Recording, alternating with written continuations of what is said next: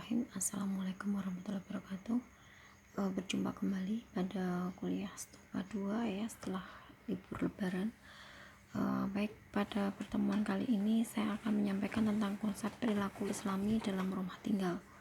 Oke, kenapa saya sampaikan materi ini? Karena saya merasa dari hasil review tugas yang sudah Anda kumpulkan ada beberapa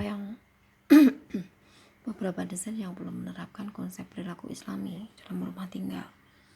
Oke, dalam sebuah rumah tinggal pada bangunan yang sederhana, kita nanti sebelum kita merencanakan sebuah bangunan ya, kita melalui beberapa proses yang kita namakan dengan analisa site, kemudian program ruang ya, yang berdasarkan TOR, kemudian nanti akan muncul ide desain ya atau ide bentuk. Oke, prosesnya seperti ini. Jadi TOR, kemudian analisa site, program ruang ini bisa dibolak-balik ya, kemudian muncul ide bentuk. Nah, di mana proses kita memikirkan perilaku islami tadi ya ke dalam konsep. Jadi sebelum munculnya ide bentuk ya, mungkin kita harus mempertimbangkan ya, mungkin bisa masuk dalam program ruang, masuk juga ketika kita memikirkan analisa site itu juga bisa ya, sehingga ide bentuk sudah sudah terkandung di dalamnya konsep perilaku islami tadi. Apa sih yang disebut dengan arsitektur Islam ya? Jadi ada beberapa nilai-nilai Islam ya yang bisa kita gunakan sebagai pedoman perancangan. Ini saya ambilkan dari Nu'man 2003 ya. Yang pertama adalah rahmatan lil alamin ya, jadi rahmat bagi semesta alam. Kemudian as-salam, ini bisa diterapkan dalam konsep ramah lingkungan. Lalu tawazun atau keseimbangan, fitrah dan sebagainya. Kemudian beberapa contoh penerapan konsep arsitektur Islam bisa berupa fungsional, orisinal, tidak berlebihan, sesuai perkembangan teknologi, hikmah, bersih, dan estetis. Oke, kita jabarkan satu persatu ya. Ini salah satu contoh nilai dasar Islam sebagai pedoman perancangan arsitektur. Rahmatan lil alamin. Ya, kita sebagai seorang muslim, khalifah di muka bumi ya. Ini kita memiliki tanggung jawab ya. Segala sesuatu yang dikerjakan di muka bumi ini akan dimintain pertanggungjawaban ya, sehingga kita harus menjaga kelestarian lingkungan dan tidak merusak alam. Ini yang kita jadikan pedoman ya ketika kita merancang. Lalu karya arsitektur yang dikembangkan harus menjadi rahmat bagi semesta alam. Hal ini sebagai perwujudan keimanan dan ketakwaan kita kepada Allah Subhanahu wa taala. Ya, kemudian mengingat di Indonesia memiliki iklim tropis yang memiliki ciri curah hujan tinggi, fluktuasi temperatur, kemudian sistem iklim yang sulit untuk ditoleransi dan seterusnya. Maka ini kita juga harus selesaikan dalam pemecahan desain ya. Ada beberapa pemecahan desain agar tidak merusak lingkungan ya, dan bisa menghindari bahaya banjir ini misalnya. Yang pertama, membuat kemiringan atap supaya tidak terjadi genangan air, lalu membuat keritisan agar air hujan tidak tampias ke bangunan. Yang ketiga, memberi jarak antar bangunan. Kemudian yang berikutnya adalah desain perkerasan untuk ruang luar, sebaiknya dari bahan yang tidak menghalangi air meresap ke dalam tanah.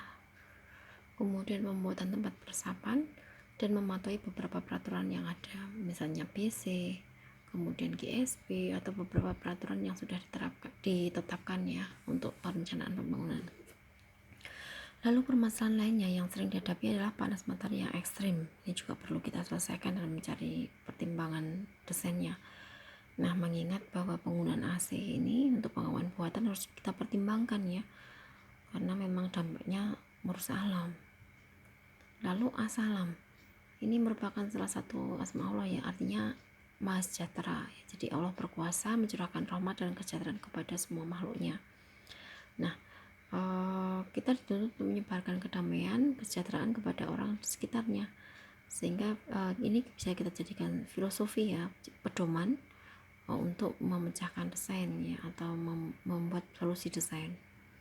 Sebagai seorang muslim nanti yang ingin meneladani as-salam ya, kita harus menyiapkan diri untuk menjadi sumber kedamaian bagi orang lain ya, dengan cara apa? Konsep arsitektur Islam dengan perwujudan asma Allah as-salam adalah dengan menerapkan konsep ramah lingkungan ya di setiap perancangan ya. Kemudian konsep pemilihan material ya ramah terhadap lingkungan ya, ini sangat disarankan.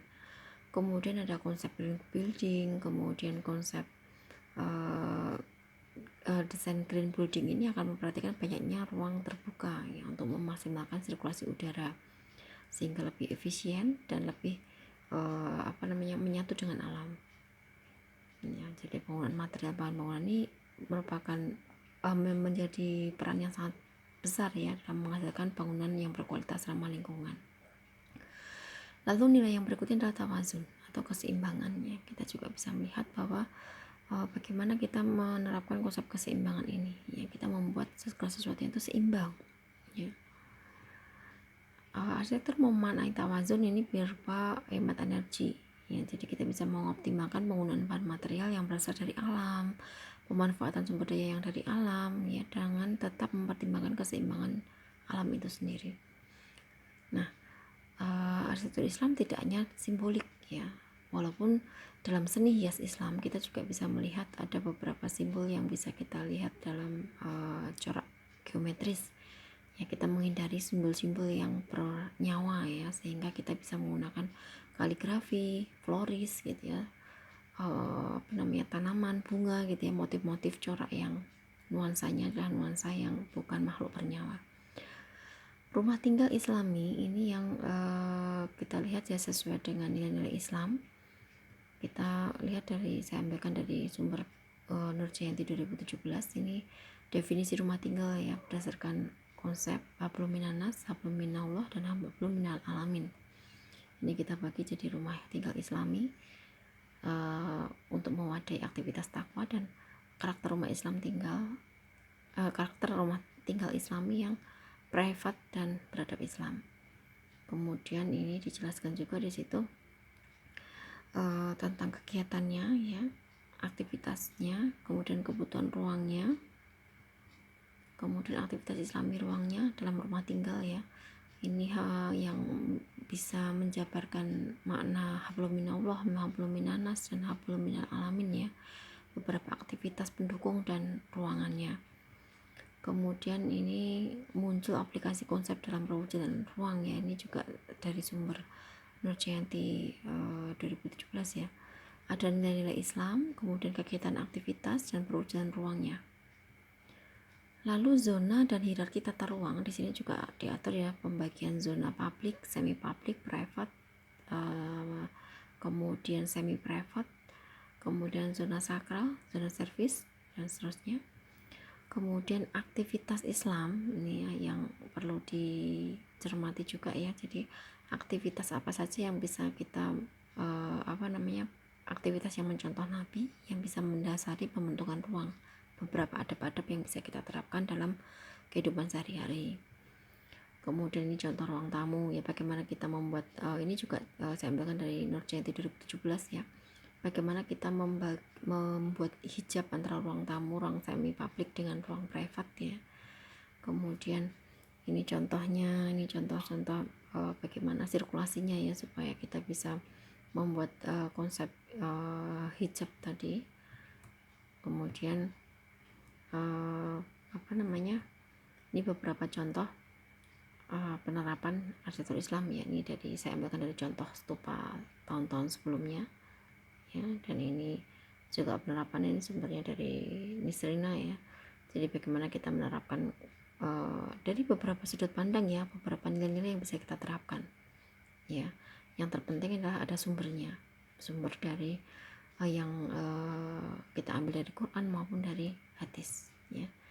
Sekian, ini penjelasan dari saya yang mudah-mudahan bisa menambah Anda menjadi lebih paham ya tentang makna arsitektur Islam dan penerapan dalam rumah tinggal ya. Semoga bermanfaat. Terima kasih. Assalamualaikum warahmatullahi wabarakatuh.